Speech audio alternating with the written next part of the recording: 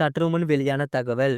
தமிழகத்தில் 5 மாவட்டங்களுக்கு பள்ளி, கல்லூரி மற்றும் அரசு அலுவலகங்களுக்கு உள்ளூர் விடுமுறை அறிவித்துள்ளது.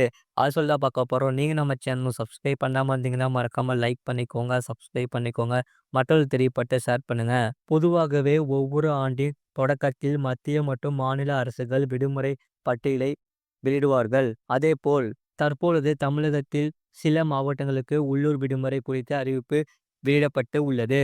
அதாவது வருகிற மார்ச் மாதம் 4ஆம் தேதி தமிழகத்தில் இருக்கக்கூடிய 5 மாவட்டங்களில் பள்ளிகள், கல்லூரிகள், அரசு அலுவலகங்களுக்கு விடுமுறை அறிவிக்கப்பட்டிருக்கிறது. ஐயா வைகுண்ட அவதார தினத்தை முன்னிட்டு மார்ச் 4ஆம் தேதி திருநெல்வேலி, தூத்துக்குடி, கன்னியாகுமரி மற்றும் தென்காசி மாவட்டங்களில் இருக்கக்கூடிய அனைத்து வகையான பள்ளிகள், கல்லூரிகள் மற்றும் அரசு அலுவலகங்களுக்கு அலுவலகங்களுக்கு விடுமுறை என அந்தந்த மாவட்டத்தின் ஆட்சித் தலைவர் அதிகாரப்பூர்வமான உத்தரவை பிறப்பித்துள்ளனர்.